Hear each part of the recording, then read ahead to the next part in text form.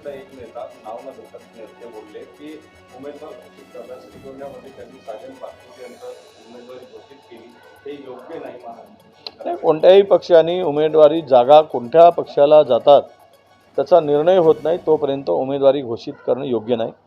काँग्रेस अशा पद्धतीचं कधी उमेदवार कोणालाही, आमच्याकडे खूप मोठी लाईन आहे, पण जोपर्यंत जागा वाटपाचा प्रश्न सुटत नाही आणि ज्यांच्या वाट्याला ज्या जागा मिळतील त्यांनी तिथे उमेदवार डिक्लेअर केले पाहिजेत. परंतु असं कुठलाही निर्णय न होता उमेदवार घोषित करणं हे चुकीचं आहे. पवारसाहेब म्हणतात ते खरं आहे. संजय राऊत म्हणाले की आम्ही जेव्हा महाराष्ट्र जिंकू तेव्हा पंतप्रधान नरेंद्र मोदी केंद्रात राहणार नाही. काय वाटतं मला महाराष्ट्रामध्ये महाराष्ट्र जिंकू, हरियाणा जिंकू, जम्मू काश्मीर जिंकू, झारखंड जिंकू, चारही राज्य आम्ही जिंकत आहोत. आणि ज्या दिवशी चारही राज्य जिंकू त्या दिवशी नरेंद्र मोदीच्या खुर्चीचे दोन पाय हे निखळलेले दिसतील आणि दोन पायाच्या खुर्चीवर ते बसलेले दिसणार नाही. खडसे म्हणाले की मी शरद पवारांना कधी सोडलं नाही, माझ्यावर फक्त अफवा उडवल्या जातात काही तुम्ही भाजपमध्ये जा. कोण म्हणाले? खडसे.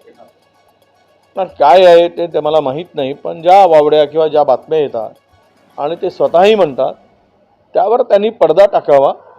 कुठे आहोत आणि कुठे राहणार एकदा स्पष्ट करून टाकावा आणि पडदा टाकून त्यावर लोकांचा संभ्रम दूर करावा, तर विश्वासार्हता वाढेल. काँग्रेसची आज नागपुरात बैठक आहे. 6 जागांवर काँग्रेस दावा करते, दुसरं पक्षाला काही येणार नाही का? नाही, दावा करणं आणि आघाडीमध्ये चर्चेतून मार्ग काढणं हा वेगळा भाग आहे. प्रत्येक पक्ष 288चा दावा करतो म्हणजे आघाडी होणार का? असं होऊ शकत नाही. आम्ही बैठकीमध्ये जे काही निर्णय घेऊ आघाडी म्हणून, आमच्या बैठकीमध्ये तीनही पक्षाचे आम्ही लोक ज्यावेळेस एकत्र बसतो त्यावेळेस कोणती जागा कोणाला द्यायची किंवा सोडायची ही चर्चेअंती ठरत असते. त्यामुळे 6 जागेवर दावा केला किंवा मुंबईमध्ये शिवसेनेने 36 जागेवर दावा केला म्हणजे 36 जागा शिवसेना लढवते असा अर्थ होत नाही. चर्चेमध्ये ज्या जागा ज्यांच्या वाट्याला जातील त्या जागा ते लढतील. याला धरू नये.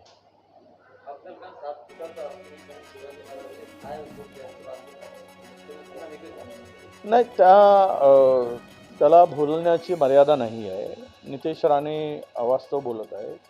नितेश राणेला जो एजेंडा लिखित रूपात भारतीय जनता पक्षाच्या नेत्यांनी दिला आहे त्या पद्धतीनं त्याचं वक्तव्य सुरू आहे.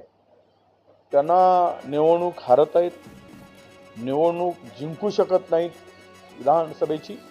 त्यामुळे मताचं पोलरायझेशनसाठी धार्मिक तेढ निर्माण करून, जातीय तेढ निर्माण करून, दोन धर्मामध्ये आग लावून जशी पोळी शेकता येईल आणि मृताच्या टाळूवरील लोणी खाता येईल अशा प्रकारची भारतीय जनता पक्षाची नीती आहे आणि तेच त्यांच्या मुखातून नितेश राणे बोलत आहे. कारण ज्या नितेश राणेंनी RSSवर ज्या पद्धतीनं काँग्रेसमध्ये असताना टीका केली, हे हाफचड्डीवाले म्हणाला, हे हाफचड्डीवाले आरक्षण देऊ शकत नाही, हे हाफचड्डीवाले जातीयवादी आहेत असं नितेश राणे त्यावेळेस म्हणाले होते. आता सत्तेच्या खुर्चीबरोबर ते असं वक्तव्य करत असतील आणि दोन धर्मामध्ये जर आग लावण्याचं काम करत असतील तर सरकारने त्यांचा बंदोबस्त करावा, नाहीतर शासनाची भूमिका या संदर्भात स्पष्ट होत नाही. याचा अर्थ असा की भारतीय जनता पक्षाला या राज्यामध्ये दंगली घडवायच्या आहेत, हे राज्य अस्थिर करायचं आहे, या राज्यामध्ये धर्माधर्मामध्ये भांडणं लावायची आहेत आणि निष्पाप लोकांचा जीव घ्यायचा आहे. हे भारतीय जनता पक्षाची सत्तेसाठी आलेली नीती आहे.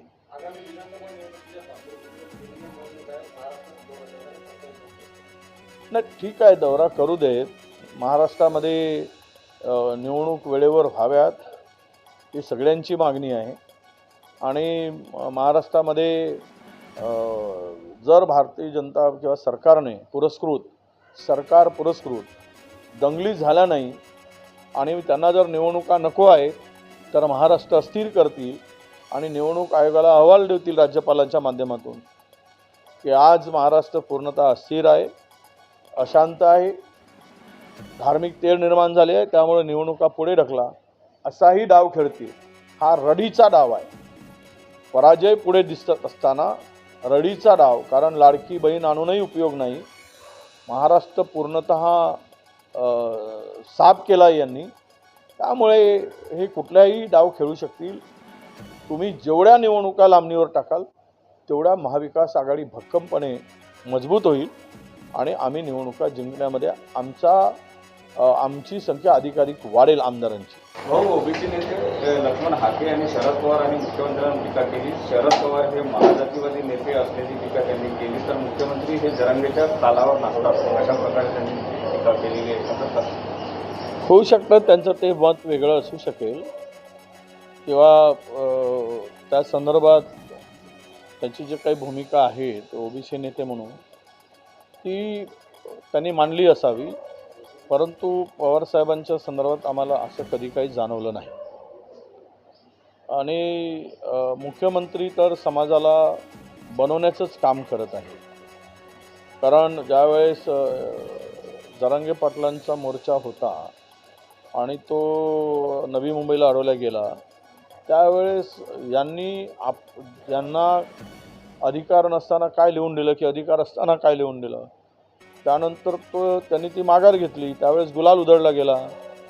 तर मग काय त्यांच्या मागण्या मान्य केल्या, त्यामध्ये कुठल्या मागण्यांचा समावेश होता? अशी बनवाबनवी एकनाथ शिंदे समाजाशी करत आहे. त्यामुळे माननीय मुख्यमंत्र्यांना आमचं आव्हान आहे की तुम्ही जर काही लिहून दिला असाल त्याची पूर्तता करा. पण पवारसाहेबांच्या संदर्भात मात्र हे विधान मला योग्य वाटत नाही.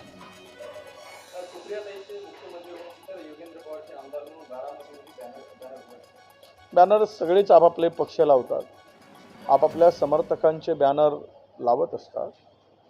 पण महाविकास आघाडीचा मुख्यमंत्री होईल ही काळ्या दगडावरची पांढरी रेघ आहे. हे 100% होणार आणि महाविकास आघाडीची सत्ता येणार. मुख्यमंत्री कोण होईल हे महाविकास आघाडीचे नेते ठरवतील आणि तो निर्णय घेतील.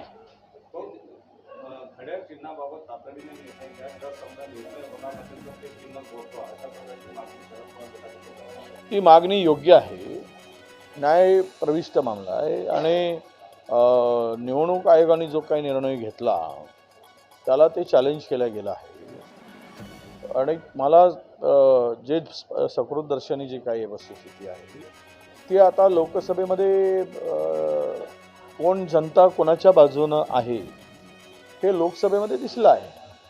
त्यामुळे घड्याळ चिन्ह हे जर मिळत नसेल तर तो गोठवला गेला पाहिजे ही मागणी न्यायाचीच आहे, न्यायाला धरून असतील. नाही, विदर्भामध्ये काँग्रेस मजबूत आहे 2 पक्षाच्या तुलनेमध्ये आणि दोनही पक्षाचे लोक ते पक्ष सोडून गेलेले आहेत. त्यामुळे त्यांच्या मतांचं काही प्रमाणात का असेना थोडासा त्यांना शेडबॅक तो आहे. अशा स्थितीमध्ये विदर्भामध्ये अधिकाधिक जागा जर काँग्रेस लढली तर सत्तेचा मार्ग सोपा होईल आणि महाविकास आघाडीला सत्ता मिळण्यामध्ये फार अडचणी येणार नाही. कारण विदर्भातूनच मुंबईच्या विधानभवनाचा मार्ग जाईल. म्हणून विदर्भाला काँग्रेसला अधिकाधिक जागा लढवण्यासाठी आम्ही मित्रपक्षांना सांगितलेलं आहे, आम्हाला सहकार्य करण्याची विनंती केली आहे. आणि मला वाटतं की काँग्रेसनी किमान एक 45 जागा लढाव्यात असा सर्वांचा सूर आहे. 45-50 जागापर्यंत लढाव्यात आणि त्यांनी अधिकाधिक जागा आमच्या वाट्याला द्याव्या. इतर भागातल्या जागा त्यांनी थोडे जास्त घ्याव्यात. विदर्भात झुकतं माप द्यावं अशी आमची त्यांना विनंती आहे.